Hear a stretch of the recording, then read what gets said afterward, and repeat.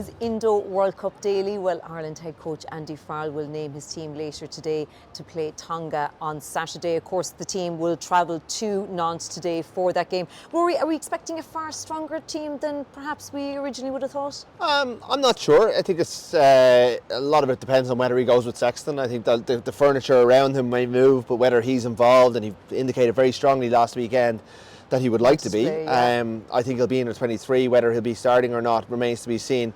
I think there's scope to make some changes. There's scope to go a little bit horses for courses for this particular game to make sure everyone, not necessarily everyone in the squad, but most of the squad has had a game before they play against South Africa next weekend. You think that's good for squad morale? Squad morale is important. I think to get them tuned up in case they're needed later on, I think is important as well. But this team that I was expecting coming into the tournament didn't play well against Samoa in Bayonne. So has that affected their chances of actually being involved on Saturday night? We'll find out later on today. We'll also find out a little bit more about who's fit and who's not, because we're expecting Dave Kilcoyne to involve, probably Robbie Henshaw. I'd be surprised if Sheehan is in there, but you know, he's been ahead of schedule. So all will be revealed in a couple of hours by Andy Farrell, and we'll learn a lot about where he is and where he thinks his team are. More importantly, by the dint of what he picks here today. So do you think Sexton will start? Not right now, no. And I could easily be wrong. I mean, he's a forceful character. If he wants to play, Andy Farrell may look at it and go, well, hang on, we made a mistake in Japan in 2019 by resting him for that Japan game. Now, he had a little bit of a knock, but he says he could have played. They regretted that. Not having on the bench, they regretted that as well, because Joey Carberry clearly wasn't fit that day.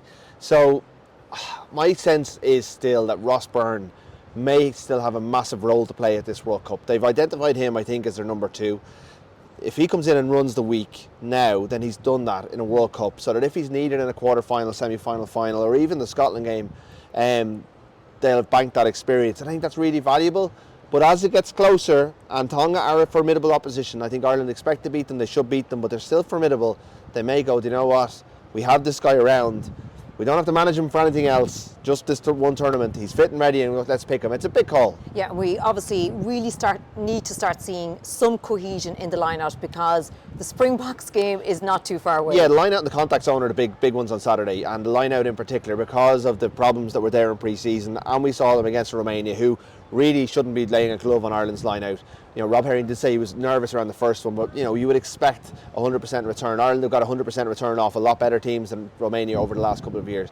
I guess where we draw comfort from in that area is the strength of the personnel involved, the fitness of the hookers. We got Ronan Keller back last weekend. Herring is going well, and Dan Sheehan, you know, is a very good thrower in his own right. You've got the line-out technicians. Byrne and Henderson may play this weekend. Could be Ryan. They all know how to call a line-out. They're all very skilled in that area as well. And you got Paul O'Connell behind the scenes making it all happen.